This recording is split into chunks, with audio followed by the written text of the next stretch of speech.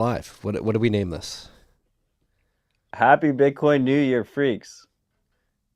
Hitting all the algo terms. New Year, I freaks, almost I Bitcoin. am I almost put 100K in it.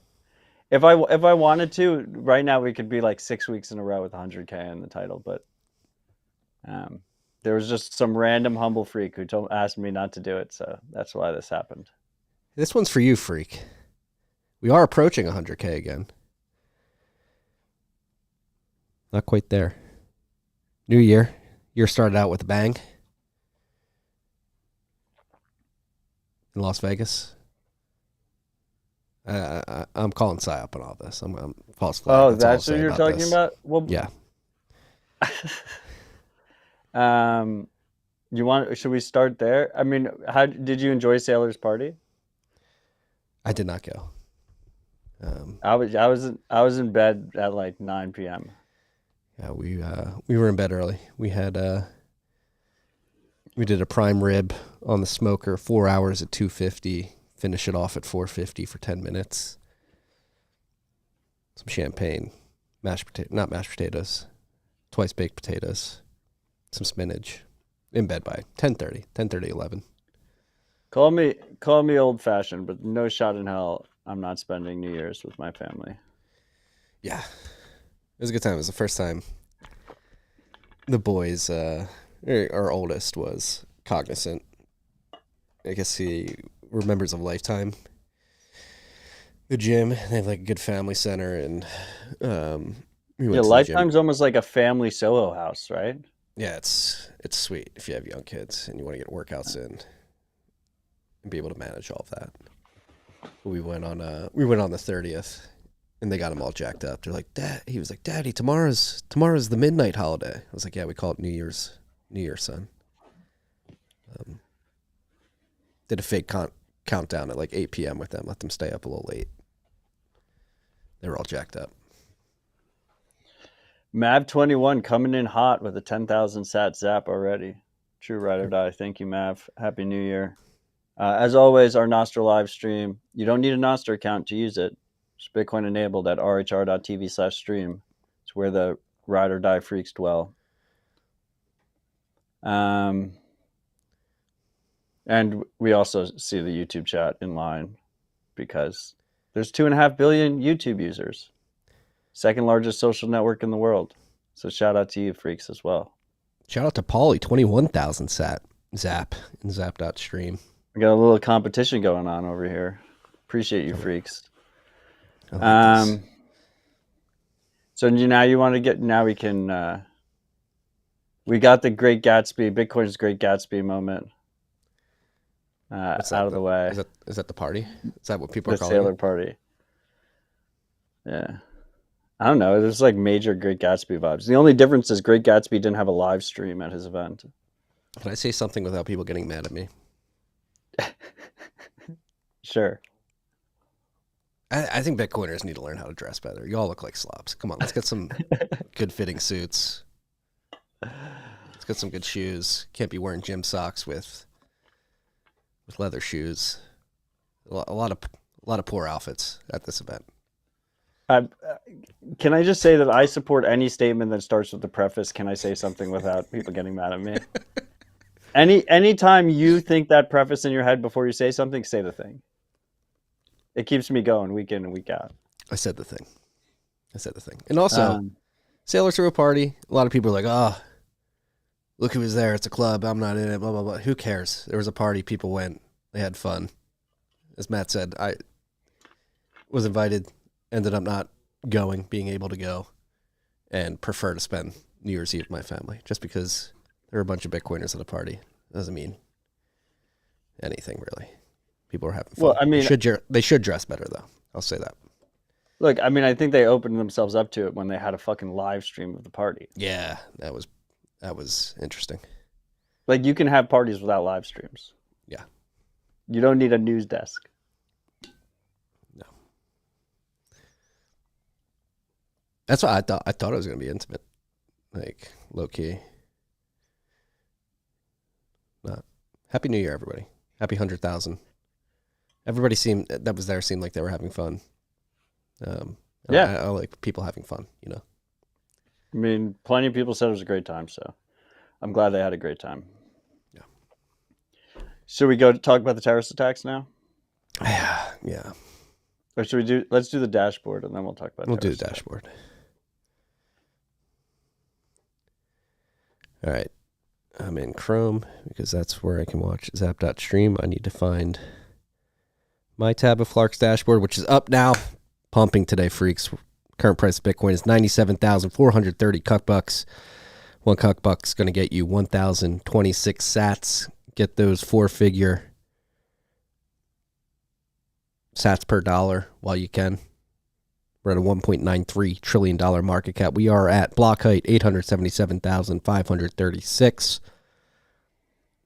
which means, I believe, we did have a difficulty adjustment between last week's episode and this week's. It was an upwards adjustment of 1.2%, which means we hit a new all-time high in difficulty. We're currently 1,440 blocks away from the next difficulty retarget, which is estimated to be on January 12th, 2025. Right now it's looking like a 3.1% upwards adjustment. Block's been coming in at 9 minutes and 43 seconds on average since the last retarget. There are currently 113,582 transactions in Clark's mempool. If we go over to mempool.space, we'll see not much disparity here. Only 50,000 transaction disparity. 181,581 transactions, and fees are cheap right now. 3 sats per VByte across the board. I believe I saw a block that was clearing 1 sat per VByte transactions last night. Yes, it did exist. Yeah. It's pretty crazy. I mean, so Coinmetrics did a stat that this year, if you exclude... Go to his Nostr account and pull this chart up, because this is like a very important chart, I think. Primal.net/Odell, Logan. If you exclude change outputs, the Bitcoin chain transferred $6.6 trillion worth of value this year. And at the same time, we're seeing... You got to scroll a little bit. Yeah, we're seeing... should be yesterday. There it is. At the same time, we're seeing very low fee rates. So I think it's just proof that anyone who's saying that we need to be in a rush to update Bitcoin for quote unquote scaling, it's just that narrative falls flat right now. Like, we're just not seeing that kind of sustained demand for block space that would justify any kind of real change for it. I think we will eventually in the future see sustained high fee rates, and mempools have still not cleared. We still have some time in our bet, Marty. I think 3 years. But it's pretty remarkable how much value has been transferred, that Bitcoin is at the base of this, what appears to be a massive bull run. And I guess a lot of people are probably using custodial services, but we do not see real on-chain demand. Yeah, Bitcoin is scaling. Bring back not only the chart but Matt's commentary, because I think the commentary is very important, and this is something that Matthew Mazinksius at Porkopolis Economics does the monetary base update every quarter, has been highlighting. Last year, Bitcoin transferred $6.6 trillion worth of value, and this includes like batch transactions, and we were looking for a comparable metric in the fiat system. This is essentially, I believe, the Fedwire system is what Matthew uses, and Bitcoin is already settling more value than Fedwire at this point. The number of transactions are low, and the value per transactions are lower, but in totality, per transaction are lower, but in totality, the amount of value being settled on the Bitcoin network already surpasses Fedwire, which is, as Matt said, pretty incredible.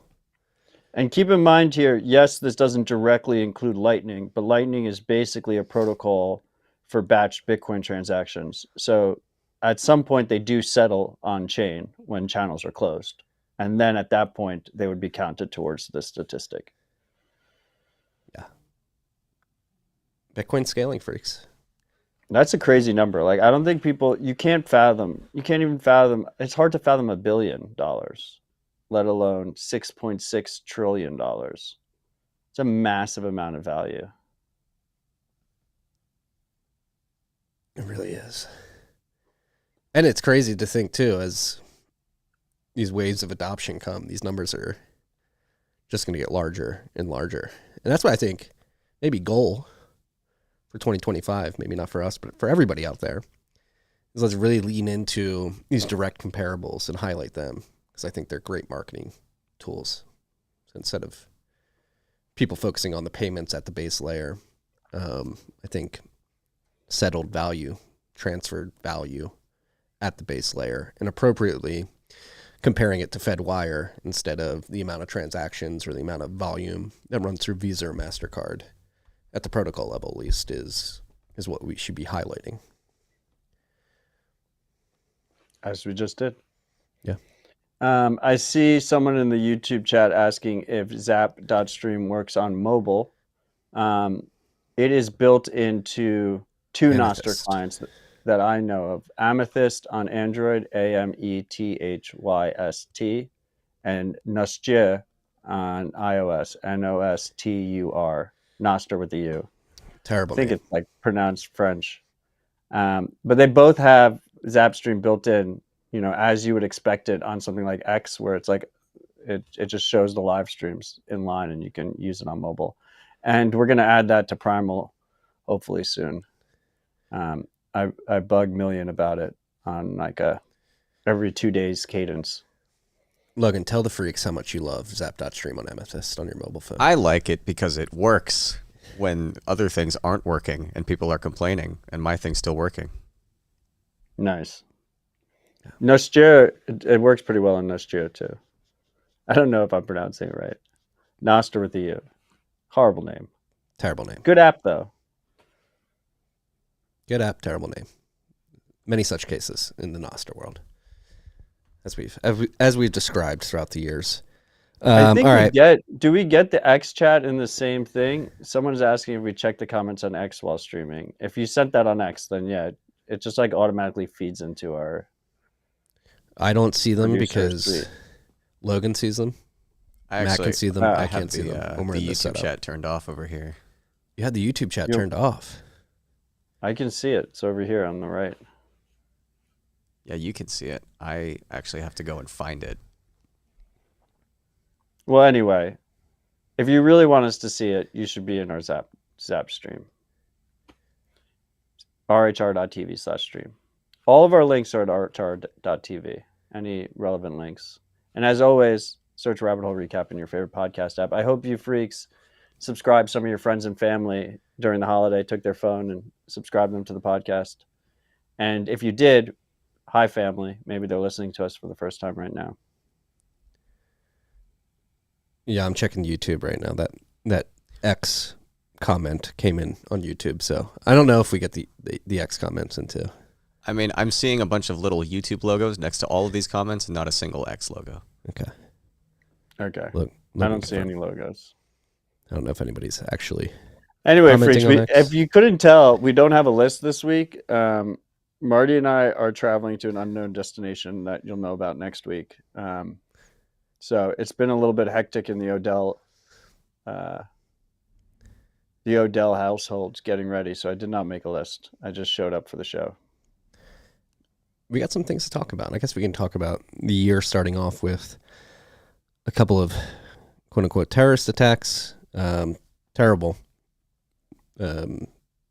events. One in New Orleans where a gentleman, native born American from Texas, ex-Army, I believe, drove a truck through a group of bystanders who were celebrating New Year's Eve on Bourbon and the corner of Bourbon and Canal Street in New Orleans. And then I believe less than 12 hours later, somebody drove a Tesla Cybertruck, parked it in the valet section of the Trump Hotel in Las Vegas and detonated some sort of explosive device. It's like fireworks, right? I think there was a bomb and fireworks, if I understand correctly. Pretty iconic 2025 image. Yeah.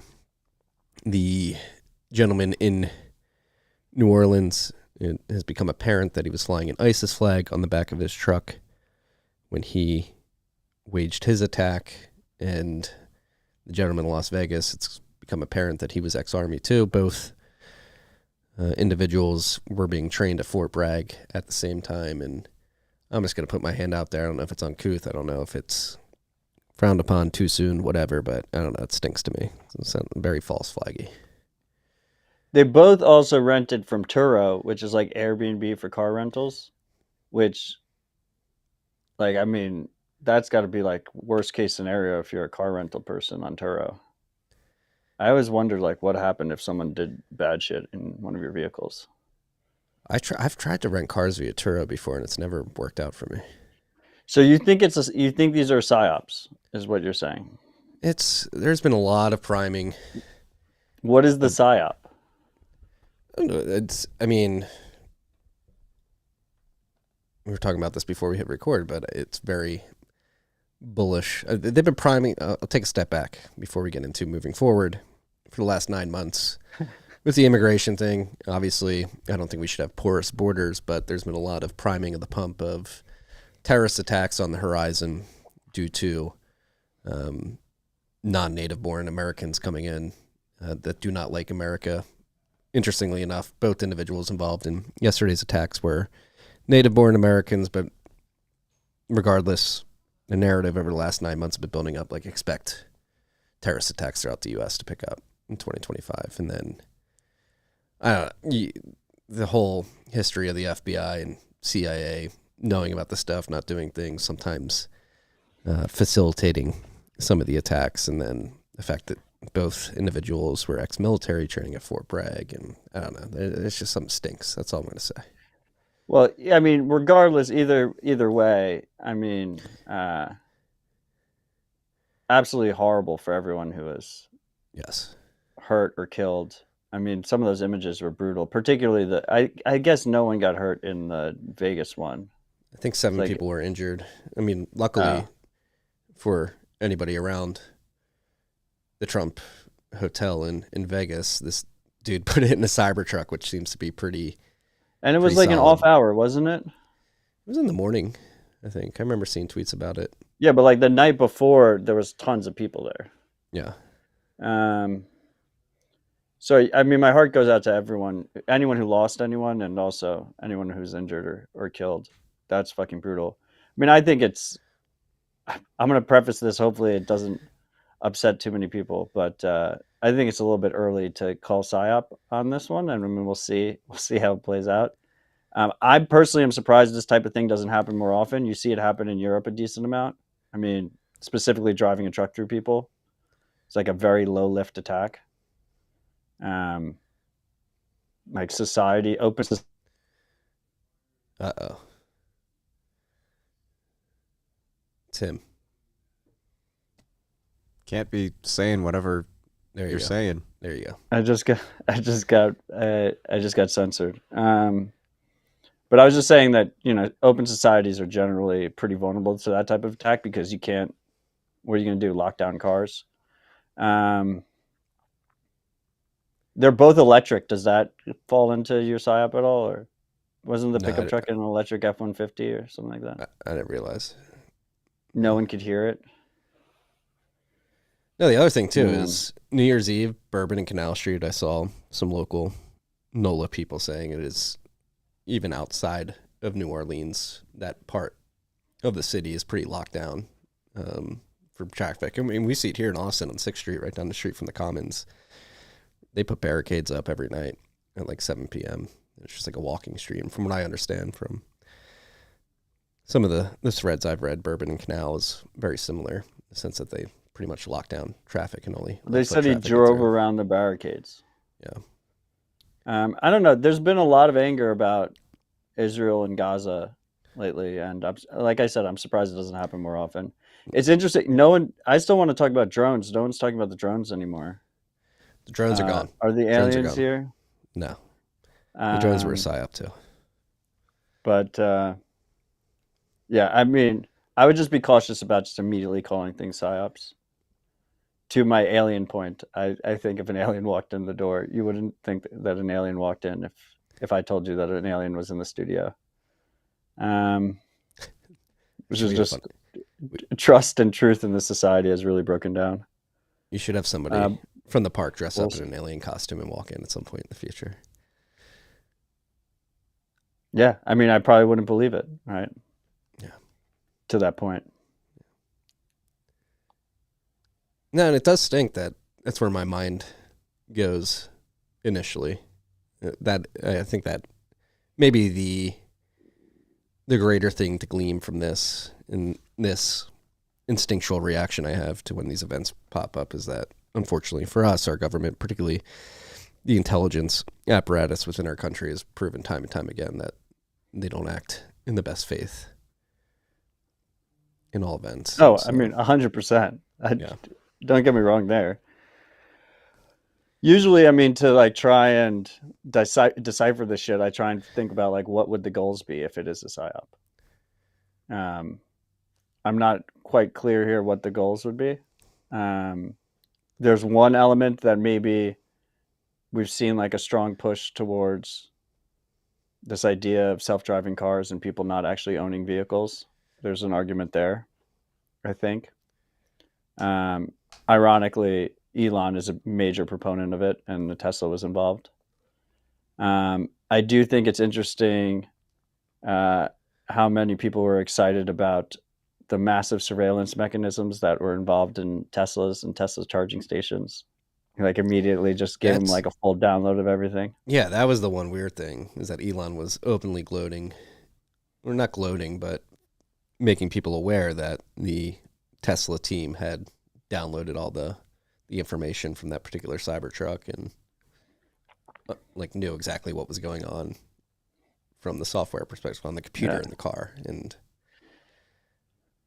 the other one is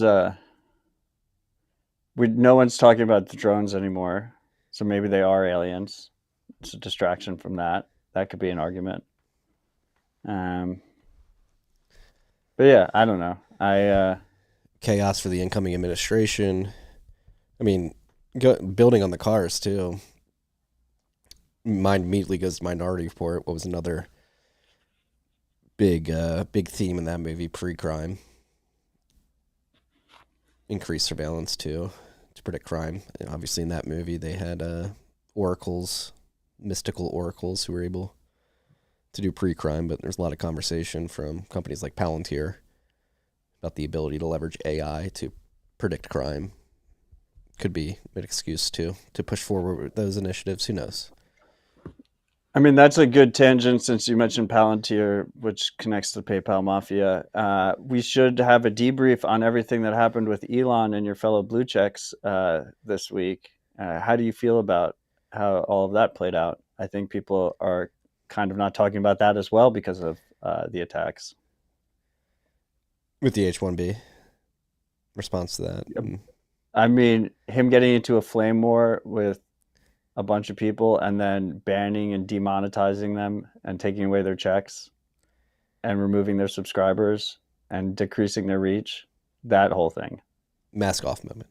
I tweeted it. I sent a note on Primal. What are you going to do about it? I'm going to be the change I want to see in the world, you know. I'm sure you've seen my increased activity on Nostr the last few days. And that's, I think we've been talking about this for a year, and obviously I'm sure many of you seen Sam Hyde's monologue, which I highly recommend everybody go listen to. I think it was a great response to that. Obviously, the impetus for Elon's reaction was a debate around H1B visas and whether or not we should really lean into that, increase the cap of H1B visas that are being given out to people. And a bunch of internet sleuths on the right went and basically went through the H1B database and were highlighting that this program isn't really to go find the best and the brightest throughout the world to bring them to the United States to work on projects that American companies are pushing forward. It's really been abused to the point where it's simply to replace American workers with individuals who are willing to work for less. So it seems like a loophole that corporations are leveraging to drive down their headcount cost. And as the Trump administration comes in and Donald Trump campaigned on MAGA and increasing the the comfortability of the American worker and the stability of the American workforce, the homegrown American workforce. It seems a lot of people were pissed off. They were pushing back on that and highlighting that it's likely that the PayPal mafia and the tech elite that back Trump are simply trying to leverage that for cheap labor. What? The PayPal mafia is not aligned with the working class Americans? Oof, completely shocked. I mean, I think the H1B stuff is a bit of a distraction from really the underlying issue, which is using the centralized control and power he has over the platform, the so-called town square of the world, the global town square, to restrict the speech of people that disagree with him, regardless of the topic. I mean, what are your thoughts on the theory that a lot of the accounts that he went after on a platform basis, demonetized them, reduced their reach, took away their blue checks, deleted their subscribers, were actually anti-Israel accounts, and he used it as cover to It's a facade, yeah. No, I mean it's pretty public if you've been following it. The individuals who are most targeted were the quote-unquote groypers, who are the America First, Nick Fuentes acolytes that would take credit for the original MAGA movement in 2016. And obviously, if you have been observing their beliefs, they are very anti-Israel. And so this happened, and then there was an anti-Israel terrorist attack, right? Are you referencing New Orleans? Like an ISIS attack, yeah. right?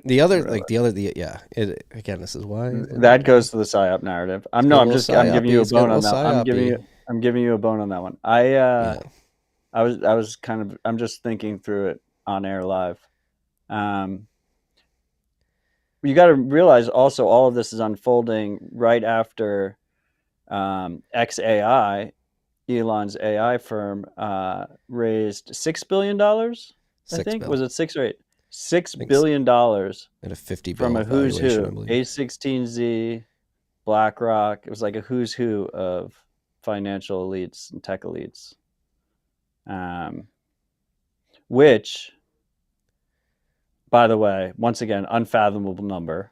I mean, we've been subject of much hate in some of the more hardcore Bitcoin circles because of 1031 style conspiracy theories, because we deployed quote unquote so much money. And then meanwhile, in a single round, they did $6 billion into this AI company, Elon's AI company. For contrast, 1031, which is the largest venture fund that operates in the Bitcoin space, we've only deployed like $130 million. So it's like not even close, just fucking drop in the bucket. But this AI piece is interesting, right? Because my understanding is the X deal is way underwater. Like he completely overpaid for X. And the way he's monetizing it, the way he's digging himself out of it and digging his investors out of it is XAI, which is fed by the blue checks, right? The killer advantage that XAI has is that it has real-time data that is just fed by a bunch of human blue checks that have basically umbilical cords connected to this AI machine, and they're just feeding it information. And so at the same time, he's attacking the people that are feeding it, and they're angry, and then they complain about it on his platform while feeding the AI further, and they're just going to keep using it. Most of them are just going to keep using it. It's a pretty crazy Mandibles-esque type of backdrop that we're entering 2025 under. And does XAI leverage a open source LLM, or are they closed source LLM? I don't know, but the data set is proprietary. Like one of the first things he did was lock down X. Yeah, I think for even all the open source. And to straw man my haters, or steel man my haters, because I know there's a bunch of people thinking it because I'm thinking it. Yes, like if you post on Nostr, it will be used to feed AI. And if Nostr is successful, it will be used to feed the most effective LLMs. The difference is it won't be proprietary. anyone can build on top of it. With X, you were locked in, and you were basically the product building his other product for him. And no one else can scrape that information and use that information easily because the APIs are all locked down. And he has login walls everywhere he can possibly put them. Yeah. No, I think, again, mask off moment. It's going to be incredibly bullish for open protocols like Nostr. And it's good. You just have I these hope events. so. We talked about it with Million. You on Citadel Dispatch, me on TFTC, but I think Nostr is in the don't kick the hornet's nest stage of its development, maybe. Like it still needs to get... No, kick the hornet's nest. Well, people can come over, but like this, as Nostr is getting built out, people are building clients. New applications are getting developed on top of the protocol, and you have just like sprinkles of flashes in the pan of, ooh, we're going to demonetize, change the algo, take away blue checks. There's going to be more drips of this. It's going to be hard to believe. It's not going to be hard to believe. It's hard to believe it's not going to happen. Unless, and again, I highly recommend people go watch that Sim Hyde monologue, because Elon, I think the crux of the argument in that 45-minute video is like, hey, like, if you want to have the free speech platform, you can't be doing this, and you will be held to a higher standard. Being the richest man in the world does not give you a pass when it comes to censoring people. I mean, it literally does. Like, unless people fucking stand up and move and take matters into their own hands and actually use open protocols, you do get a pass. Like, he's going to get a pass on this. He seems to be mostly getting a pass on this. I don't think he's getting a pass.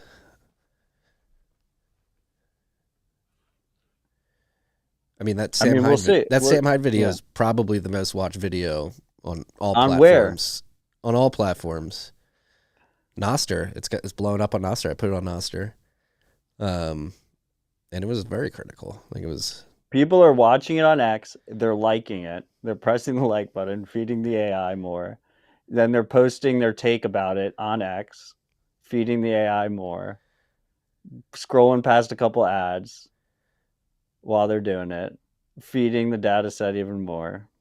And most of them won't move. He will, we'll see. I mean, hopefully some move, right? And like you said, just kind of, you have these small events that are masked off that wake up people and they'll move. But I think as long as he doesn't double down right away, which he might because he's fucking Elon, he'll probably mostly get a pass. He could probably mostly get away with it. It's like a frog boiling shit. People forget about it really quickly. Yeah. This evidenced by the drones, which were an existential problem only 2 weeks ago. Nobody's talking about the drones anymore. And people are just weak, right? Like, they don't want to, they live in their like little safety blanket over on X, and they don't want to take any risks. So you don't see them actually make any move. Yeah. I mean, hand up. I'm still on X, still producing content on there. And I think, and I'll put the Steelman argument forward for why people stay. It's hard to acknowledge, or hard not to acknowledge, that despite all the noise and all the fuckery with feeding the AI and the algorithm and all that, there is useful data. Like, that's what I think Nostr needs to focus more on. Or people, it's a chicken and an egg, man. Well, exactly. But I think the point I'm trying to make is, like, I think it's going to be a gradual transition as the content begins to either be mirrored or populate first on Nostr. And Twitter, as we've said multiple times throughout the years, is an incredible tool for information gathering, filtering, if you know how to use it correctly. And yeah, I mean, I would even agree with Dr. Gonzo in the comments that X is probably significantly better than most other big tech platforms. it's just a low fucking bar. And I think Elon showed his true self to a lot of people, and hopefully they actually take it to heart and wake the fuck up. Well, the other thing is this all happened like Christmas Eve, Christmas Day, between Christmas and New Year's. So unless you are terminally online, like many of us, you probably missed it. It's already over, and like nobody's talking about it anymore. That's why I brought it up. Yeah. Get the alpha here, freaks. Matt said we didn't have a list. I put something on our list, which is something to pay attention to. I think we've talked about this like mid-year last year, but this is the chart of the office commercial mortgage-backed securities delinquency rate. As you can see, with the red lines and the big red circle, we're approaching levels that have not been seen since post-2008. So, as we know, in 2023... What is this? Is this office space? What is it? Yeah, office commercial mortgage-backed securities. Yeah. I mean, COVID, like, and the move to work from home, like, commercial real estate space just got fucking wrecked and never recovered. No, but I think that's an important thing, COVID. So 2020, 2021, the economic lockdowns pushed a lot of people to work from home. Companies realized it was cheaper. Employees realized it made for better work-life balance, if you will. And so many, not all, companies post-COVID have decided not to have office spaces, whether or not that's good or bad. It's for each individual company to decide for themselves. However, it is the case, and commercial real estate as a market, these loans are not quite what's the word I'm looking for? Residential mortgage like, in the sense that they're 30 years. They're typically 10 to 15 years, I believe. And so I think this could be like the ticking time bomb. If you guys remember, during the liquidity spasm of 2023, Signature Bank particularly, many people were pointing at their commercial real estate exposure as one of the reasons that they ran into a bit of a liquidity crunch. You have to imagine that many other banks out there have material exposure to commercial real estate, and COVID was almost 5 years ago now at this point, and you just have to imagine the amount of these loans that are out there that are coming up to maturity that are not going to be paid back, and that could lead to a significant liquidity crisis. And I tweeted this out, and as well, if you pair this with the increase in treasury yields that has been happening since the Fed began cutting rates in September, and you think of whether it's these commercial real estate products that banks are exposed to or treasuries for liquid reserves, it's not great. Not great, Bob. Do we have the residential version of this? I can look it up real quick. No, I mean, it seems like people are, I mean, I think unless you're fucking blind, it's obvious that people are hurting out there. Yeah. Just across the board. But yeah, I wouldn't want to be the bag holder holding, AAA office space or formerly AAA office space in the big cities. It's worthless. Post-COVID is just complete worthless. And then everyone says like the edgelord commentator thing is like, we should convert it all into apartments to bring down rents. I don't think people appreciate how difficult it is to convert a massive office space into legal apartments. Like, they need to have light and air. They need to have bathrooms, a kitchen, hopefully. Like, you have to put plumbing in. You have to put egress in. There's not an easy conversion. No, not at all. Let's see. So this is as of Q3, end of Q3, 2024. This is delinquency rates for mortgages, auto loans, student loans, credit cards, HELOC, and other. And as you can see, in 2021, a lot of people paid off a bunch of debt, so you see all these lines crashing. These people were flush with cash, didn't have to pay for commuting into work and all that other stuff, and obviously got stimulus and money was flooding the system. So a lot of people paid down debt. But since then, we've seen a contraction. And I think the leading indicator typically with this is credit card delinquency rate. That's the green line you'll see on this chart. And you can see that's creeping up to 10%. So people will stop paying their credit cards first before they stop paying their mortgages. And so the mortgages are in the black, and they're going up to almost at pre-COVID levels. Who knows if they'll go higher. In 2008, residential mortgage delinquency rates were around 12.5%. So nowhere near there now, but I think the signal here, the leading indicator, would be this green line, the credit card delinquency rate, which is credit card debt, man. Brutal. Yeah. Stay humble, stack sats, mandibles, and Bitcoin standard. If you have Bitcoin on an exchange, you got to learn how to self-custody and hold it yourself. Tomorrow, Proof of Keys Day. Oh, can we finally lay to rest that Trace was like a brilliant OPSEC guy and he wasn't just shilling his fucking shitcoin now that he came out at the Gatsby party? I was not fucking top of the market. Not expecting that. I mean, I've been very vocal that it wasn't an OPSEC move and that he got caught shilling a fucking shitcoin hard after probably getting liquidated in a big way trading. And I'll never forget him using the @Bitcoin Twitter account to fund privacy on Bitcoin. Yeah. That was him. I forgot he had that. Yeah. What made me think of that? Oh, self-custody, proof of keys.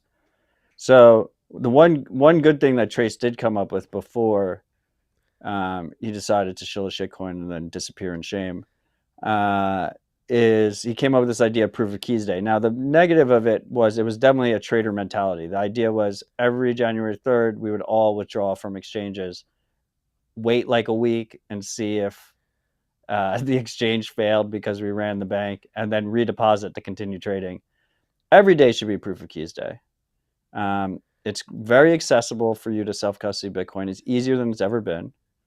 I recommend buying a cold card. You just buy a cold card, withdraw to it, use it with Sparrow. I have a full guide at werunbtc.com/cold card. It's very simple. Do a small amount, send, receive. Ideally get a second one, restore your backup on the second one, do the same thing. Then you know your backups work. Now you have 2 cold cards that are the same wallet. Secure your backup. If someone gets access to those secret words, they can steal your money. And then you can improve your setup over time after that. Multi-sig is very powerful. It's probably not for everyone. Definitely not in the beginning. There's no need to overcomplicate your setup. Keep it simple. But self-custody is easier than you think. And so if you're listening right now, you're one of those people and you're just really overwhelmed and you have a bunch of Bitcoin sitting on one of these exchanges, learn how to hold it yourself. That's where the true power of Bitcoin comes. And if we do see a global depression type of scenario, you're gonna have one of your Bitcoin in a wallet that you control. And it's not just Bitcoin exchanges. Like all the banks are insolvent. So you got to prepare and improve your skills. Yeah, if you've never taken your Bitcoin off exchange, tomorrow is Proof of Keys Day. You should take the opportunity. You don't have to take all your Bitcoin off the exchange if you're not comfortable, but you should download a mobile wallet at the very least and move some Bitcoin off the exchange. Many use it as a message to send to the exchanges, like, we're going to do this to make sure that you're actually solvent. You have the Bitcoin that you say you do on behalf of every individual that uses your exchange. But for those who have never done it, want to participate, add to that pressure while learning a new skill and developing a new skill. Try it out. Use tomorrow as the reason to begin taking control of your wealth. Yeah, and in this cycle, there's plenty of other ways to hold your Bitcoin. I'm not getting in flame wars about which way you think is the best way to hold Bitcoin. Just learn how to fucking self-custody, and just know my recommendation that I can wholeheartedly stand behind is cold card. And I think recommending how people store their Bitcoin is a very sacred thing that people should have more respect for. And they should take that recommendation very seriously, because you are literally putting people's like future generations on the line if you make a bad recommendation. So yeah, I would co-sign that recommendation. The Cold Card secures a lot of my Bitcoin, and very confident in their products. The Q, get the Q. The Q is one of my favorite devices of all time. Someone in the live chat, or Risteski, is asking, do you like any hot wallets for everyday use? I got hated on about this still to this day, but I still really like Moon Wallet with 2 U's as a hot wallet. I think it's, it has a pretty decent trade-off balance. You can pay Lightning invoices.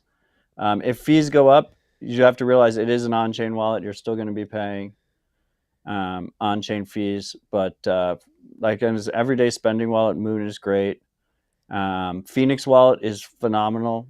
Only available technically outside of the US, but we do have a global audience, so that's great. That's the opposite. That's Lightning at rest.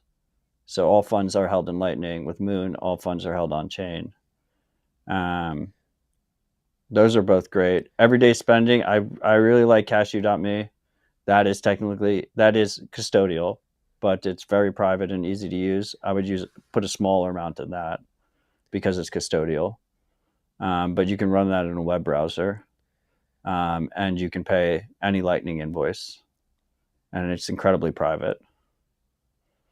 I'll add on-chain only, great UX, recommended practice wallet for everybody moving Bitcoin on-chain for the first time, Blue Wallet.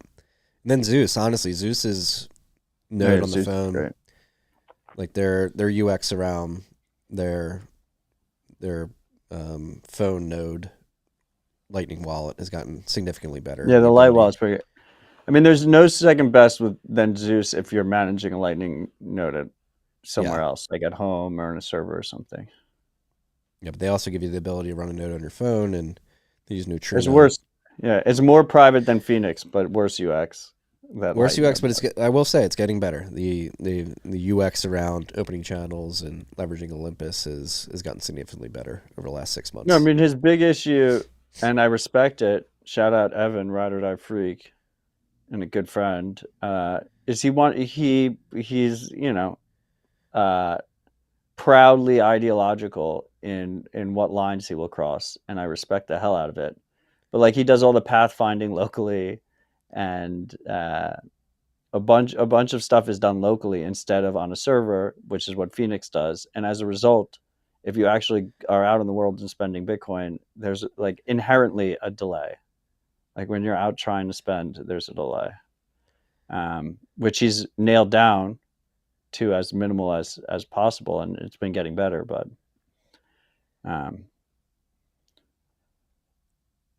even waiting like 15 seconds to make a Lightning payment just feels really long. This is why we need to push forward things like validating Lightning signatures, which separates the node. Is that what it's called? Validated Lightning signatures? VLS? No, that's validating Lightning signer.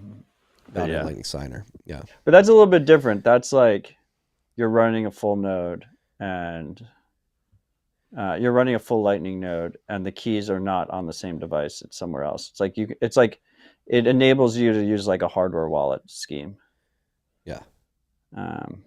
Or in this case, you probably could put the node in a server. Yeah, exactly. And then the keys on the phone.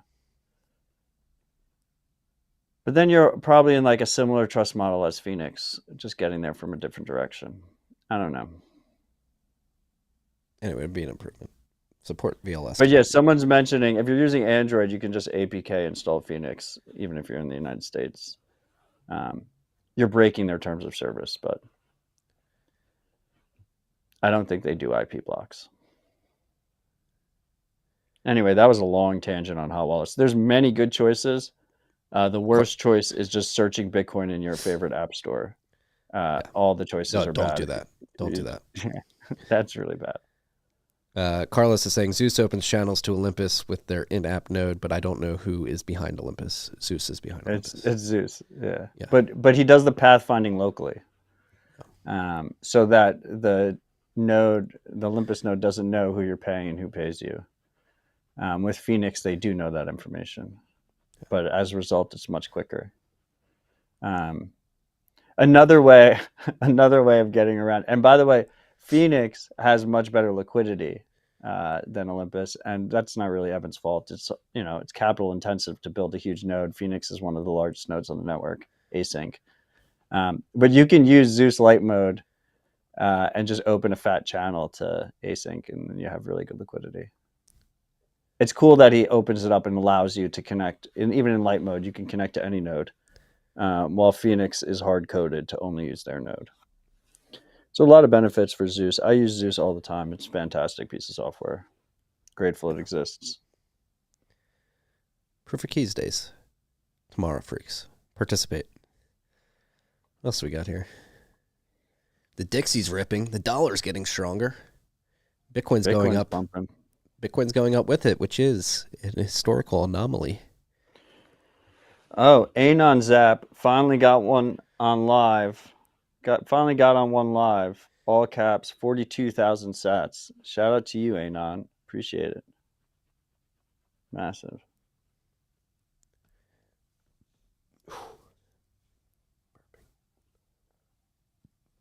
Didn't want to burp into the mic there.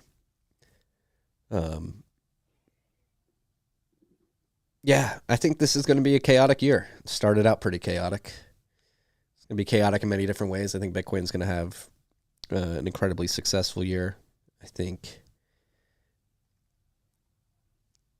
as we pointed out with the commercial real estate charts and the delinquency charts from other debt markets, could be a banking liquidity crisis on the horizon. People do not like Donald Trump. People are not happy that he's going to be president again. There could be some chaos around that. A lot of stalemates and gridlock manufactured as people try to prevent the Trump administration from getting their way. Obviously, you have the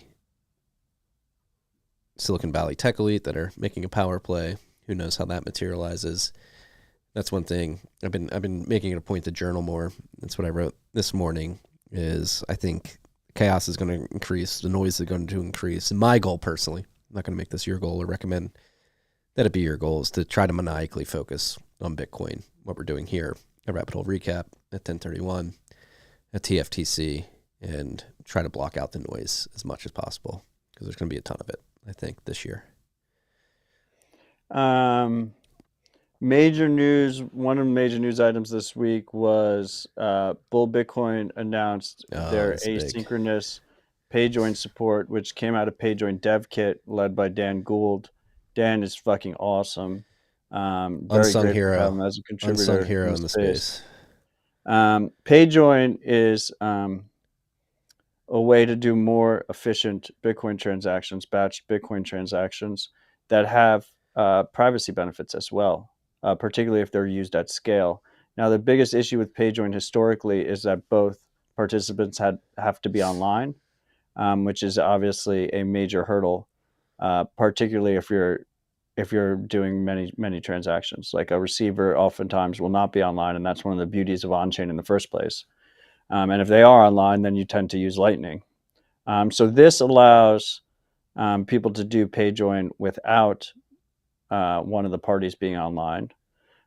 Basically, the transaction is completed when they come back online. And I guess a further explanation of what Payjoin is usually when you send a transaction, right, the sender is providing all of the inputs, and then one of the outputs is going to the recipient, or if it's many outputs are going to recipients, and then one is coming back as change. In a Payjoin, the receiver is contributing an input. So it can make the transactions much more efficient. And it also means that it breaks that probability analysis that is done when you're tracking Bitcoin, that you don't know all the inputs belong to the sender, which is fantastic.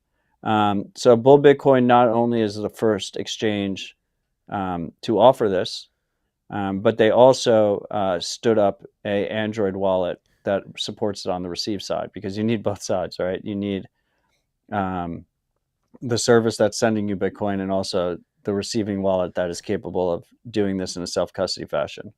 I know multiple teams are working on cross-platform wallets that will support this spec, which is great to see. And hopefully we see more brokerage services and exchanges offer it. The main advantage to them is they can get massive fee savings for withdrawals and for deposits. They can implement it on both sides, actually. And I know Strike is looking into it, so I'm really hopeful that Strike does implement this.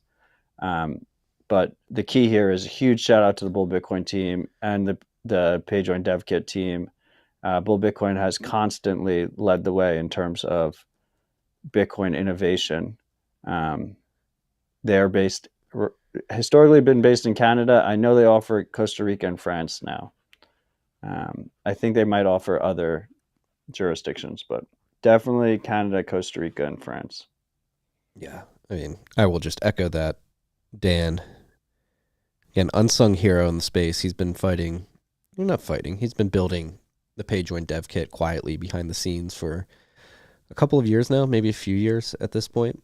And this is some of the boring development that is extremely important. And as Matt mentioned, Francis and the team at Bull Bitcoin have always been ahead of the curve of implementing tools that make spending Bitcoin more efficient and more private, been ahead of the curve, and they open source a lot of what they do as well. I think most of what they do. And so these are the types of things that I love to see, pushing things forward. And as we talked about earlier, when we're looking at the mempool and talking about the amount of value that is been settled on the Bitcoin network in 2024, Bitcoin is scaling, and small incremental changes to make it easier to spend and receive Bitcoin in a more efficient way, like Payjoin, just increase our ability to scale and really drives home the argument. We should be leveraging all the tools and capabilities at our fingertips to scale Bitcoin right now as it is, instead of trying to rush through a soft fork that may be unnecessary in the long run. How do you know it's necessary if you haven't even tried the tools that are on the table right now? So I'm very bullish. Great to see that Strike is thinking about implementing this. And that's the beauty of this. It creates this economic incentive to implement it, which has secondary effects that improve individual and business privacy on chain. Massive. Right. I mean, I think we should wrap. I just huge shout out to all the families out there that both parents work, or both parents have to work, and they make it work. I'm very grateful that I work and my wife is a professional mother, and it's still incredibly difficult. She is like the best mother in the world. I'm so proud of her, but we haven't had any kind of babysitter or nanny help at all for like a week and a half. So it's like complete chaos at home. So I would like to get back to her. I will co-sign that as somebody who's fortunate enough to have a wife who is a professional mother as well. It is shout out to not only households with two parents that are working, but any single parents out there. I don't know how you want to do it. All the mothers. Shout out to all the mothers. You guys are the real heroes. Yeah. Shout out to all the grandmothers too. That was the great thing about going back to Philly. You mentioned that no babysitter. Like going back to Philly, it was the best because you get both grandparents, but my mom, her parents, and aunts, uncles, cousins. It makes it a lot easier. It takes a village. They tell you.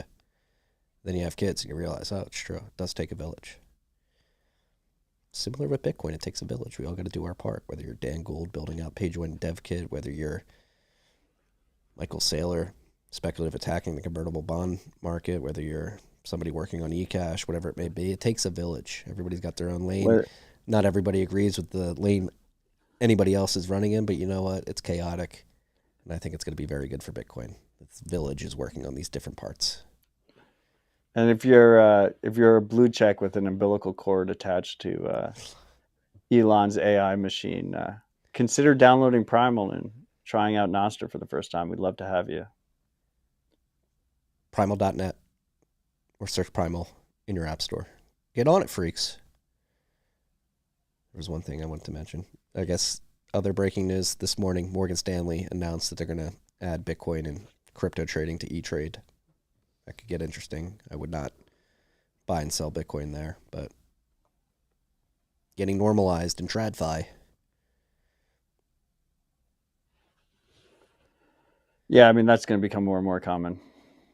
I still can't believe Robinhood offers withdrawals. Hey.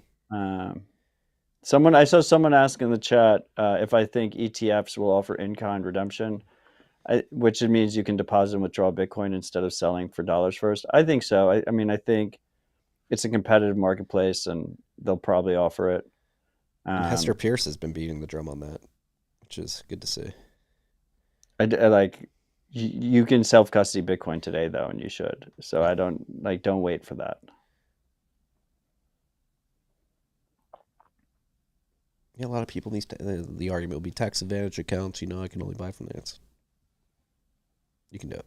Hester Pierce is fighting for in-kind redemption. It's good to see. We're going to be in person next week. We got to figure out our setup. I'm very excited for this.